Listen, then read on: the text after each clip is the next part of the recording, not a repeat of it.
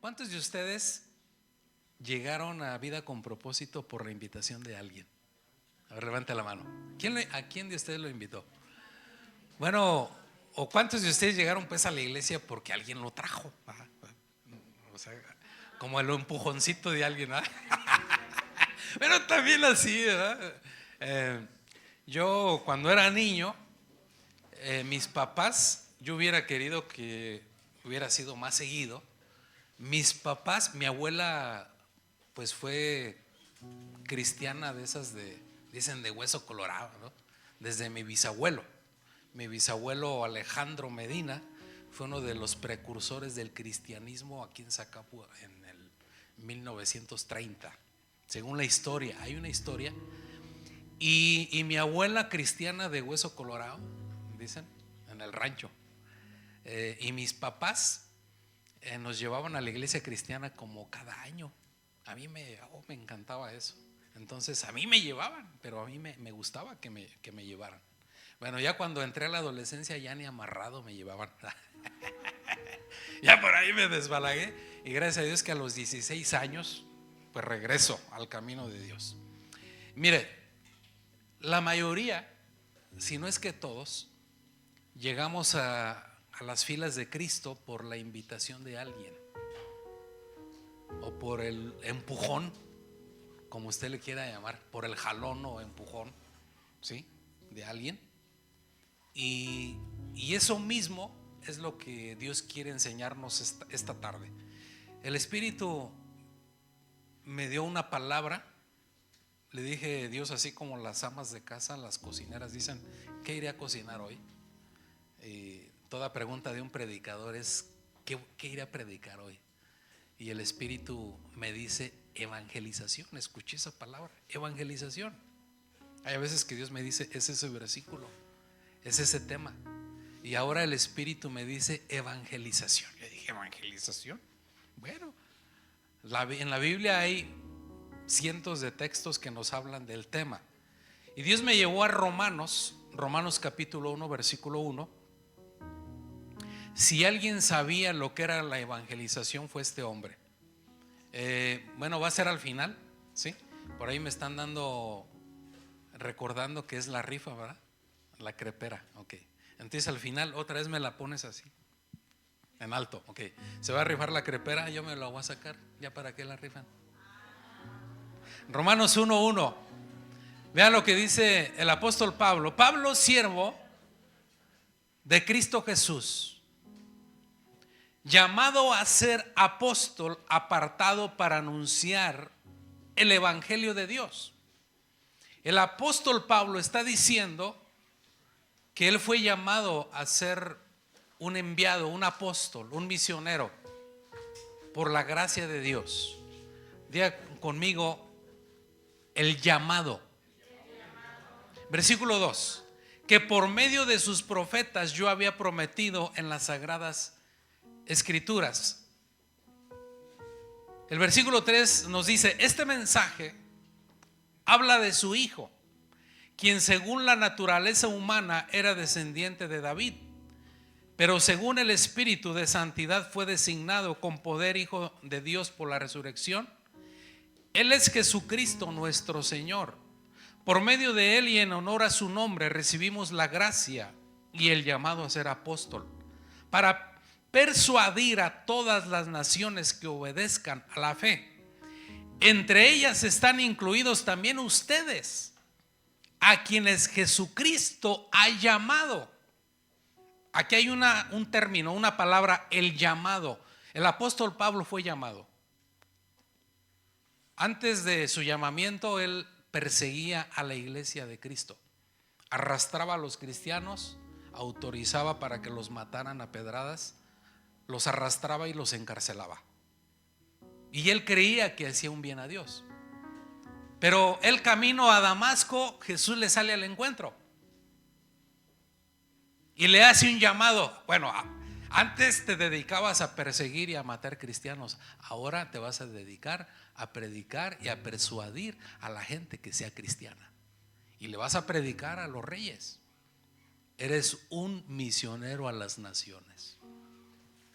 Un giro de 180 grados. Y no solamente el apóstol Pablo fue llamado, tú y yo somos llamados, tenemos un llamamiento. Y ese llamamiento es precisamente a compartir el evangelio. Ahora, ¿de qué manera tú y yo vamos a persuadir a la gente? Hubo un rey en la antigüedad que le dijo a Pablo: por un poquito, Pablo, me persuades a ser cristiano. Porque Pablo le predicó a los reyes, a los de eminencia, por un poquito. Y vaya que no es fácil predicarle o persuadir a alguien que está allá arriba. Porque alguien que está arriba siente o cree que lo tiene todo y que no necesita a Dios. Pero aún el apóstol Pablo, su mensaje llegó a reyes, lo llevó a mucha gente importante que se convirtieron al cristianismo. Ahora, ¿qué es lo que va a hacer que la gente se persuada? Diga conmigo, el testimonio. Versículo 8. Dice Pablo a los cristianos que estaban en Roma: en primer lugar, doy gracias a mi Dios por medio de Jesucristo por todos ustedes, pues en el mundo entero se habla bien de su fe. El apóstol Pablo está diciendo: el mundo entero se está hablando bien de ustedes. ¿Y sabe dónde vivían estos cristianos de los que se hablaba bien de ellos? En la capital del Imperio Romano. No era fácil vivir en Roma en aquella época, porque en Roma es donde estaba la opulencia, es donde había la riqueza, es donde la gente se divertía en el Coliseo. Se divertían mirando a los gladiadores destripándose y degollándose ahí. Había toda la idolatría habida y por haber, y la perversión sexual. Nomás investigue lo que había en el Imperio Romano. Investíguelo y se va a espantar. Pero allí en medio de esa sociedad corrupta y depravada, los cristianos, dice que el apóstol Pablo que el mundo reconocía en ellos un testimonio fiel. ¿De qué manera la gente va a creer en Cristo? De esta manera. Hechos 1:8, ¿qué nos dice? Cuando venga el Espíritu Santo sobre ustedes, recibirán poder y serán mis testigos tanto en Jerusalén como en toda Judea, en Samaria y hasta los confines de la tierra. Cuando el Espíritu Santo viene al corazón del creyente, el creyente recibe poder. Poder para hacer testimonio. ¿Dónde? En la escuela, en el trabajo, con el jefe, con los empleados, con la esposa, con el esposo, con los hijos, con los padres, con los vecinos. La gente va a mirar en ti que estás dando testimonio de Jesús. ¿Cuántos están escuchando? Entonces, la evangelización no es nada más decirle a la gente: sabes que Dios te ama. Y el amor de Dios es tan grande que dio a su único hijo para morir por tus pecados en la cruz, perdonarte, y si te arrepientes vas al cielo. La mayoría de los mexicanos saben eso. Hasta los ateos saben que Cristo vino a morir en la cruz. Ellos saben eso, la mayoría. Y es mucho más fácil que tú y yo, digamos, es relativamente fácil que vayamos con una y con otra y con otra y con 1000 y con 10,000 y con 1,000,000 de personas y le digan: oye, fíjate que Cristo te ama. Es más fácil hacer eso que demostrar con nuestros actos, con nuestras acciones, que existe un Dios de amor. ¿Cierto o no cierto? O sea, la gente necesita, hoy en día, la gente necesita escuchar el mensaje de Jesús a través de nuestras acciones. El testimonio, ustedes me van a ser testigos por el poder del Espíritu Santo. Nos invitaron hace poco en La Piedad, va a haber en el 8 y el 9 de diciembre, va a haber un evento. Hay un ministerio que se llama 1 billón para Jesús, y es un ministerio de evangelismo. Esperamos muy pronto tenerlo aquí en Zacapu. Y nos invitaron, me hablaron como pastor aquí, coordinador de los pastores de esta región. Nos invitaron para ir a La Piedad a evangelizar en los parques, en las plazas, en los hospitales, en las calles, una invasión de evangelismo. Y cerrar, allí en el estadio se va a cerrar con un concierto. Y esas actividades se tienen que hacer. Es necesario hacer eso. La iglesia movilizarse es un desafío, es un reto. Pero es eso más, o sea, a la par tiene que ir lo que la gente está viendo en nosotros, en cómo tratamos a la esposa, en cómo tratamos a los hijos, en cómo tratamos a la gente, a nuestro prójimo que está allá afuera. Mis hijos, o sea, el mayor desafío es ese. Mis hijos han visto mi reacción ante gente allá en la calle que me agrede, que nomás de porque sí quiere pleito, quiere golpes. Y ellos nomás me voltean a ver qué hago yo. Mis hijos me observan, me escuchan, para ver si yo vivo lo que yo predico acá arriba. A los hijos, les voy a decir, a los hijos de los pastores y a tus hijos, a los hijos de los cristianos, no le impresiona lo que tú dices, le impresiona lo que tú vives, lo que dices con tu vida. ¿Por qué me ven tan serios? Por eso luego, como padres, nos quejamos. Mis hijos no quieren ir a la iglesia, no quieren de Dios. Pues tienes que echarle un vistazo a ver cómo están tus actos, a ver cómo están tus acciones. O sea, porque ahí tienen cristianos en su casa que los están modelando.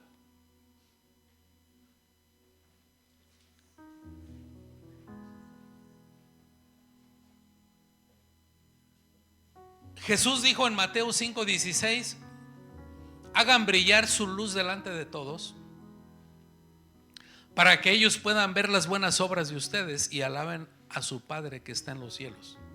Hagan brillar su luz delante de todos para que ellos puedan ver, diga conmigo, buenas obras, y alaben a su Padre que está en los cielos. La gente de afuera va a alabar a Dios y va a creer en Dios cuando en ti y en mí vean buenas obras.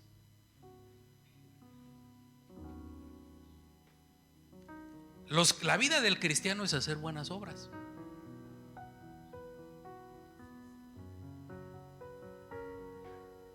Esta semana hice algunos gestos de buenas obras. Hay una persona, un albañil que no tenía trabajo. Hablé con el arquitecto: contrata a este hombre, él necesita un trabajo. Acaba de salir de un anexo con problemas de drogadicción, de todo. Le dije al arquitecto qué problemas tiene. Dale trabajo. Pues viene, le van a pagar hasta el fin de semana. Pues le vine y le traje unos tacos. Ahí están unos tacos, toma para que te compres. El ser ayudante de albañil o albañil queman 3,000, 4,000 calorías, ¿no? Toma para que si alguien tiene todo el permiso del mundo de tomar refresco y Coca-Cola, son los maestros. Y ni daño les hacen porque ahí queman las calorías. Y el que se la pasa sentadito y se toma una cocota, pues ya sabe cómo se va a poner, ¿verdad? Ese nomás tiene permiso tomarse un poquito, ¿verdad? Porque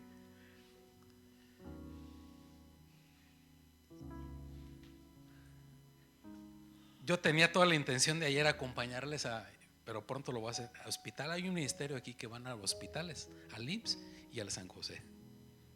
Y creo que los dejan hasta entrar hasta la cocina. Bueno, a orar por los enfermos, por los familiares. Ya no pude, estuve haciendo algo mismo de la iglesia. Y no les aseguro que el próximo sábado, porque voy a andar desde el Tecolote, me les voy a mandar mis bendiciones. Presiento que este sábado sí va a ser la ida. Como que lo siento en mi espíritu. Ya Carlos tiene hasta cosquillas en los dedos, Israel también, y Pancho, y nos vamos a llevar a Santiago. Santiago va a ser el caponero. A Santiago. Las buenas obras. Hacer buenas obras. Ahora, ¿qué pasa cuando hacemos todo lo contrario? La antítesis, ¿cuál sería? Romanos 2:21. Es un texto muy fuerte que Pablo, siendo un fariseo y un judío, le dice a los judíos: en fin, tú que enseñas a otros, ¿no te enseñas a ti mismo? Tú que predicas contra el robo, ¿robas? Tú que dices que no se debe cometer adulterio, ¿adulteras? Tú que aborreces a los ídolos, ¿robas de sus templos? Tú que te jactas de la ley, deshonras a Dios quebrantando la ley. Así está escrito: por causa de ustedes se blasfema el nombre de Dios entre los no judíos. El apóstol Pablo le está diciendo a los judíos, por sus acciones, por su incongruencia. Los que no son judíos dicen: yo judío, no, hombre, mira ese cómo es.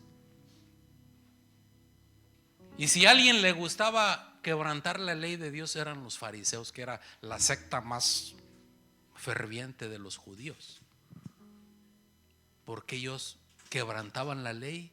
¿Cómo? Queriendo matar a Jesús, y al final lo mataron, lo asesinaron, quebrantando uno de los 10 mandamientos, el no matarás, y matan a Jesús. Entonces, nuestra vida, si queremos nosotros persuadir a la gente de un Dios vivo, tenemos que dar testimonio. Ese es el mayor desafío. Vamos a ver la iglesia necesita, para evangelizar necesitamos el poder.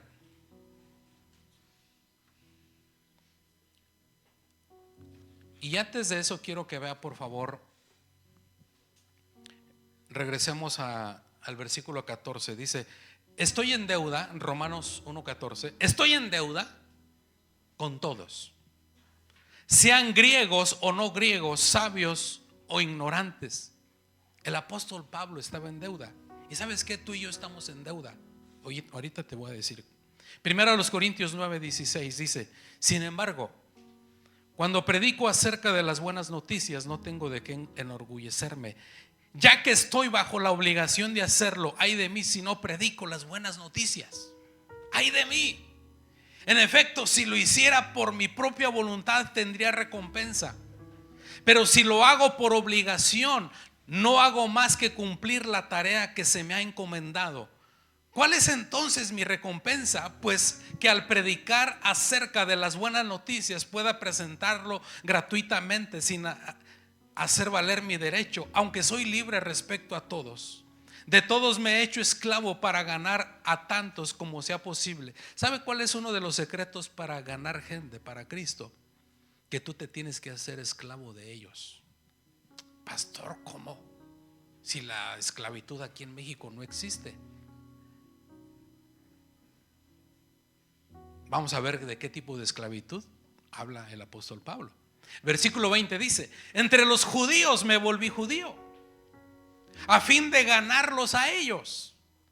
Entre los que viven bajo la ley me volví como los que están sometidos a ella, aunque yo mismo no vivo bajo la ley, a fin de ganar a estos. Entre los que no tienen la ley me volví como los que están sin ley, aunque no estoy libre de la ley de Dios, sino comprometido con la ley de Cristo, a fin de ganar a los que están sin ley. Entre los débiles me hice débil, a fin de ganar a los débiles. Me hice todo para todos, a fin de salvar a algunos por todos los medios posibles. Todo esto lo hago por causa del evangelio, para participar de sus frutos. Por eso el apóstol Pablo, él se hacía a los judaizantes, se hacía como un judaizante, a los griegos como a los griegos, para ganarlos. Y saben que esto no era nada nuevo. ¿Saben quién nos dio ejemplo de eso? Y en parte por eso lo mataron y fue muy criticado. ¿Cuántas veces vemos a Jesús? Si usted lee los evangelios, Jesús lo invitaban a comer funcionarios, gente pudiente, y a su mesa sacaban los mejores vinos y los mejores banquetes. ¿Y sabe qué decían de Jesús? Que era un comilón y bebilón. O sea, en pocas palabras decían, Jesús es un glotón y un borracho, porque se junta con los bebedores de vino. Jesús se deja besar los pies de las prostitutas. Ay. De hecho, así como Jesús tenía 12 discípulos, había 12 mujeres. Varios pastores dicen, yo nada más mi cuenta ha llegado hasta 7. Las otras 5 en el cielo voy a saber quiénes eran. Pero por lo menos hay 7 mujeres que seguían a Jesús. Una de ellas era su mamá. Eran las 3 Marías. María su mamá, María la que besó sus pies, y María Magdalena. Pues usted sabe la historia de lo que fue María Magdalena. Entonces Jesús permitió que una prostituta besara sus pies, pero él la estaba mirando con ojos de misericordia. Ahorita si pasara eso hoy en día, pues saldría en el Facebook y en todos lados, en todas las redes sociales, ¿no? Escándalo, predicador que se deja acariciar por rameras. ¿Cómo andará? Bueno, estoy seguro que mi esposa no dejaría que se me acercara. Claro. Yo doy gracias a Dios. Soy afortunado en que Dios me regaló una esposa hermosa, la más hermosa, para no andarme yo fijando en otras, ¿no? Y cada hombre casado aquí debe ver a su esposa como la más hermosa. Y cuando ya llegue a viejito, la debe seguir viendo hermosa. Amén.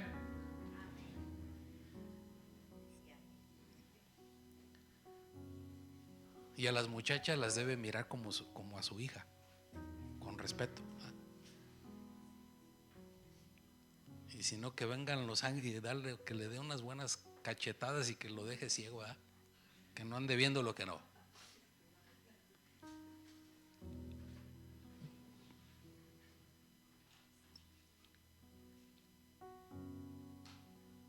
Lo dije, estuvo en la primera reunión, estuvo Elizabeth, su papá Jaime Contreras. Cuando lo evangelizamos, y de hecho ella me dio permiso de hablar de esto. Jaime pues está en el cielo, está mejor que nosotros ahorita. Cuando íbamos a evangelizarlo, él llegaba alcoholizado. Y su problema de alcoholismo crónico por muchos años era uno de los problemas menos peores. Había otros más graves que no los quiero mencionar. Y no es nada pues agradable pues estar con un borracho impertinente, ¿verdad? Y antes de que él entregara su vida a Cristo, él le apasionaba mucho el subir a la crucita y jugar y bajar y jugar básquetbol. Yo siempre fui malo para el básquet. Malísimo. Hay de media tabla para el fútbol. Más o menos me defendía. Pero ahí yo me puse la camiseta de basquetbolista. Mi estatura no me ayudó mucho para el básquetbol, y luego increíblemente estaba Fernando, estaba Jaime, que más o menos era, y él y yo, y competíamos, era 3 contra 3 ahí en la cancha de la Zarcita, con unos de 1.80, 1.85. ¿Usted puede creer que a veces les ganábamos? Yo no sé cómo le hacíamos. Bueno, es la ventaja de los chaparritos, ¿eh? Yo me hice basquetbolista, según yo. Un día Jaime, aquí estaba la iglesia en Riva Palacio, y llegó, habíamos terminado la reunión y llega, me dice: pastor, ¿qué tengo que hacer para entregarme a Dios? Ya estoy cansado de esto. Y ahí se arrodilló y recibió a Cristo y recibió el Espíritu Santo. Dice el apóstol Pablo, el versículo 16: a la verdad no me avergüenzo del evangelio, pues es poder de Dios para la salvación de todos los que creen, de los judíos primeramente, pero también de los que no son judíos. El apóstol Pablo no se avergonzaba. Ni tú ni yo debemos avergonzarnos del evangelio. El evangelio es poder de Dios y transforma. Y Jaime fue libre del alcoholismo y de otros males. ¿Cuántos hemos sido libres por el poder de Cristo Jesús? Él nos transforma. Es poder de Dios. Muchos de ustedes estuvieron esclavizados en oscuridad, en tinieblas. Y el evangelio es poder de Dios que transforma. Entonces, este es el principio 2. Tenemos el llamado, tenemos el poder. Cada vez que usted y yo tratamos de persuadir a alguien para que conozca y se arrime a Jesús, es un desafío para que el poder de Dios transforme su vida. Es un reto. Usted tiene que creer. Usted tiene que creer que Dios es capaz de transformar y tocar el corazón de los corazones más empedernidos. Sí, Dios lo hace. Yo he estado con personas impactadas, me he quedado impactado de lo que Dios hace en sus vidas, cómo Dios los cambia. Gente que lamentablemente en su vida antigua se dedicó a lastimar gente, a quitarle la vida a otras personas, pero se arrepintieron y que ahora se dedican a predicar el evangelio. Si usted reprueba el comportamiento, claro que es reprobable ese comportamiento, pero lo que hacía el apóstol Pablo no era muy diferente de lo que hacían esas personas. No más que Pablo era un asesino con licencia.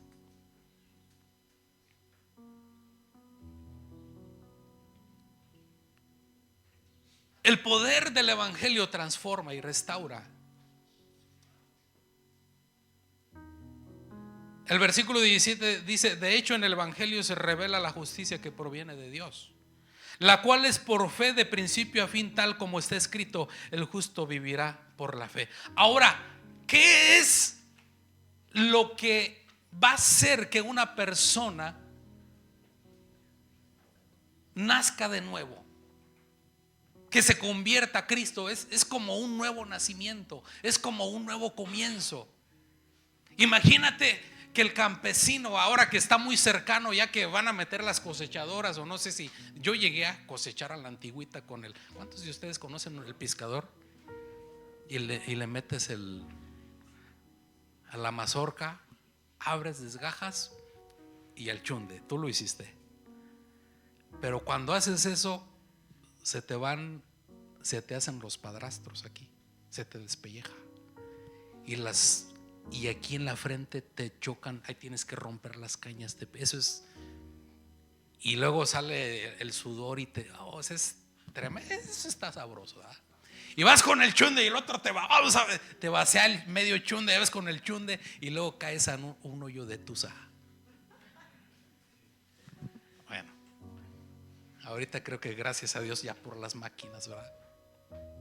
Yo llegué a hacer eso.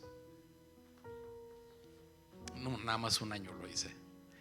El siguiente año ya yo estaba en la Ciudad de México, llegué acá de vacaciones y me dice mi papá: hijo, te toca ir a cuidar a la cuadrilla de los que van a pescar, pero tú vas a ser el vigilante. Qué suave, ¿verdad? Yo iba atrás de los que iban cosechando las mazorquitas, yo nomás se las iba echando, supervisaba.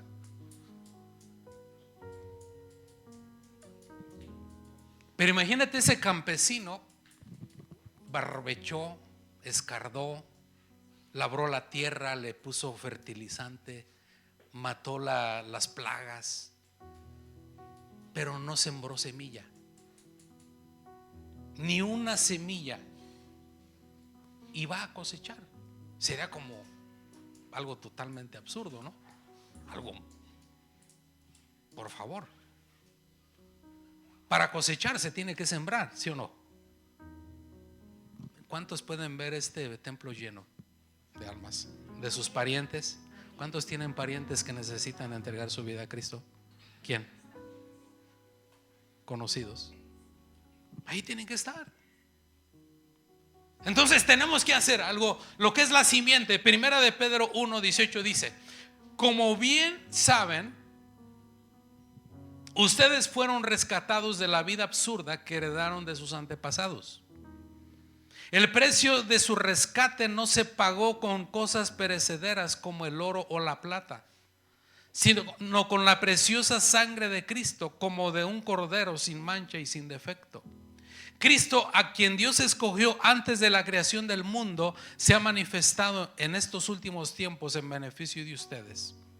Por medio de Él ustedes creen en Dios, que lo resucitó y glorificó, de modo que su fe y su esperanza están puestas en Dios.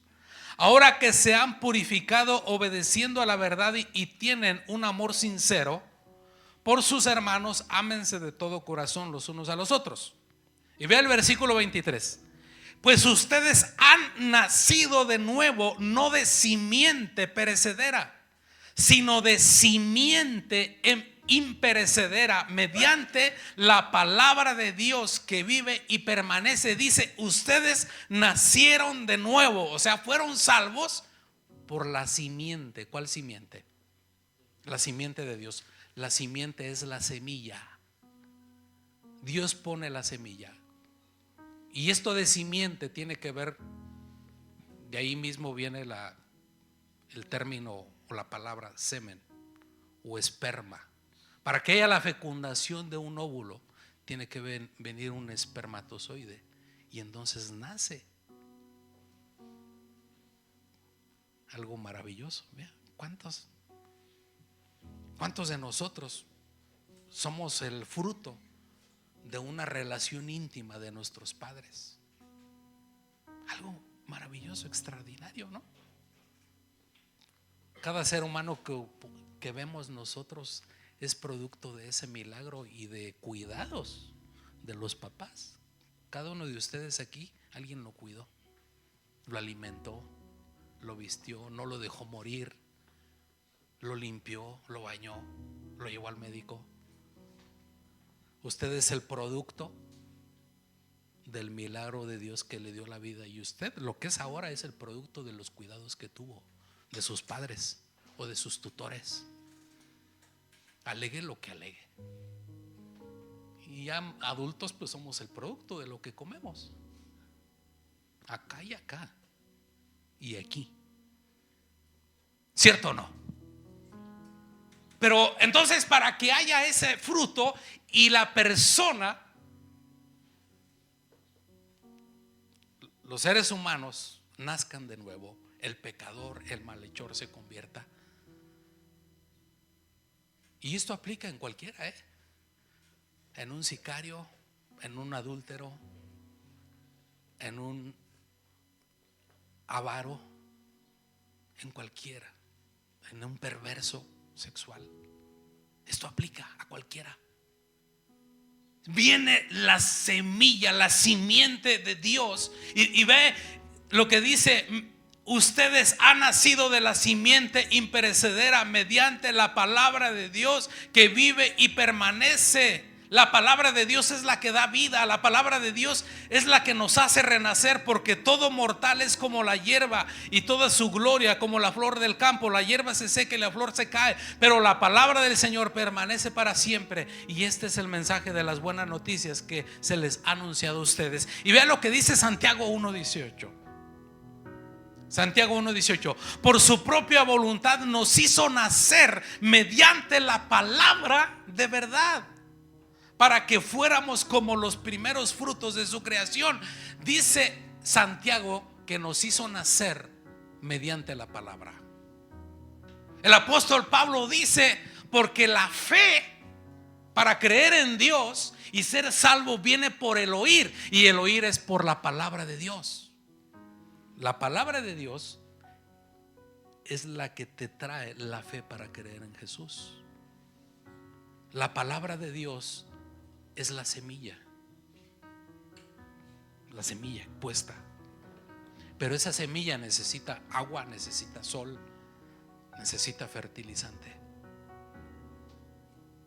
Por eso nos congregamos. Por eso Dios diseñó la iglesia. Dios diseñó una familia. Es imposible que germine una semilla. Hay mucha gente allá afuera. Sí, mucha gente allá afuera. Y claro, tanto ellos como usted y yo debemos hacerlo a diario, escuchar la palabra, leer la palabra. Pero necesita las condiciones, el clima, la humedad, para que germine, para que crezca y para que dé fruto. ¿Y sabe dónde es? En la iglesia. Para eso Dios diseñó la comunidad. La iglesia es comunidad. La iglesia no es el llanero solitario, no, es una comunidad, es una asamblea de llamados. Eso es lo que significa la palabra iglesia. Entonces, la palabra de Dios es la que nos hace que nosotros creamos en Él. ¿De qué te estás alimentando? ¿Qué TikToks te la pasas viendo? ¿A qué youtubers sigues? A ver, ¿a quién? ¿De qué te alimenta? ¿De qué se alimenta tu mente? ¿De filosofías huecas, filosofías humanistas, de especulaciones? ¿De qué te alimentas? Entonces nosotros creemos, llegamos a creer en Dios por la palabra. Entonces tú quieres en verdad ganar, evangelizar almas, llevarlas a Dios, llévalos a la palabra. Tenemos una estrategia, la verdad, de muchas que hemos utilizado. La verdad, la mejor que yo he conocido es la de los grupos alfa. Hay una congregante aquí en Vida con Propósito que, bueno, ahorita no la veo, pero casi siempre la veo en esta reunión. Ella era atea,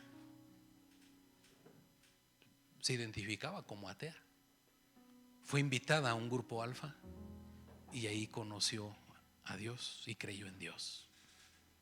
Y los grupos alfa están diseñados para llegarle a cualquier tipo de gente, de una manera muy sutil, de una manera muy, digamos, que la gente se siente cómoda. De hecho, hasta un ateo, de cualquier creencia, un agnóstico, tú respetas que él les da, él da su punto de vista, ok, pero también escucha este punto de vista. En los grupos alfa son bienvenidos de todas las creencias o de las no creencias, y se respeta. Ok, esa es tu postura, pero escucha esta postura.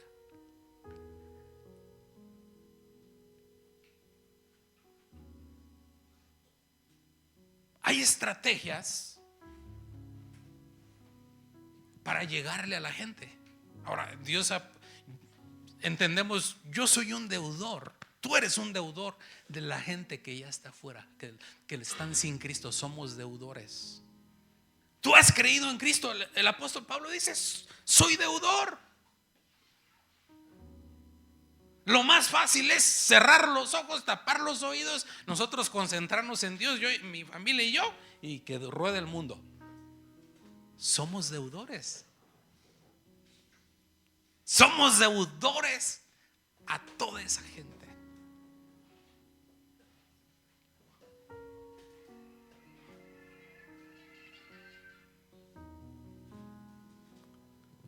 Bueno, vamos a ponernos un reto. ¿Qué le parece?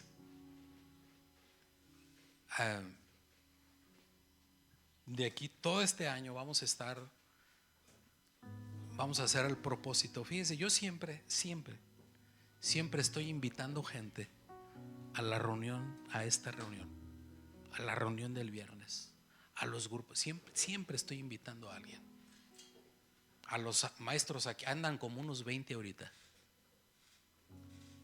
entre los del plafón y el pintor y a varios, y ya a todos los he invitado, les he compartido.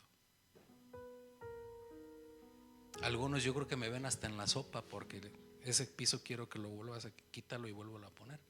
Rezándale ahí.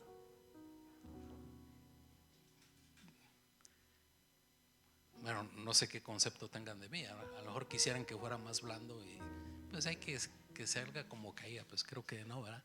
Es la casa de Dios y yo espero de ellos una excelencia en lo que están haciendo. La casa de Dios tiene que estar más bonita y lujosa que nuestras propias casas, porque si fuera al revés, pues como que no hay congruencia, ¿verdad? ¿O usted qué opina? ¿Qué opina usted? ¿No tendrá que estar más bonita la casa de Dios que nuestra casa? Los baños, bueno, todavía les falta. Los baños tienen que estar mejores que el que tiene usted. El más lujoso del que el que lo tiene aquí. ¿O por qué tendría que estar peor? Pues hay como que no, pues es la casa de Dios.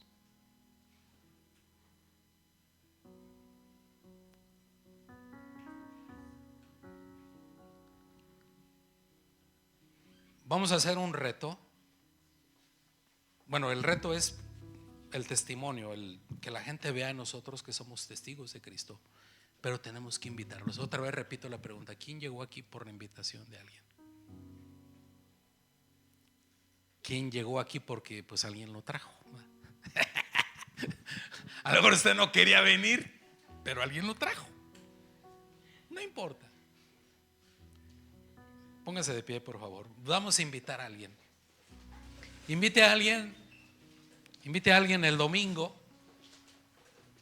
Invite a alguien para el viernes. Padre, yo te doy gracias, Señor, esta tarde. Te doy gracias. Gracias, papá, porque tú nos has llamado. Somos pueblo santo, nación santa, pueblo adquirido por ti, Señor. Llamados para anunciar tus virtudes, llamados para anunciar tus maravillas.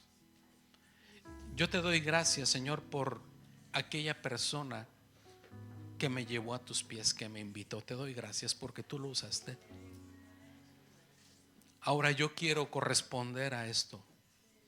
Quiero, Señor, invitar a muchos, a cuantos pueda, porque somos deudores, Señor, a los que están allá afuera, a los que están en oscuridad, a los que están en tinieblas. Somos deudores. El apóstol Pablo tuvo un llamado a predicar, a persuadir a los reyes, a los que estaban en eminencia, a llevar la palabra, el evangelio a todas las naciones. Ahora nosotros somos llamados a llevar ese mensaje, porque dice tu palabra que cuando venga tu Espíritu Santo vamos a recibir poder y seremos testigos donde quiera que vayamos, en el trabajo, en la casa, en la calle, en la escuela, en los parques, con los amigos, con los profesores, con los alumnos, con los empleados, con el jefe, con el cónyuge, con los hermanos, con los papás, con los hijos, con todos, sin excepción. Tu Espíritu Santo, Padre, es el que nos da el poder.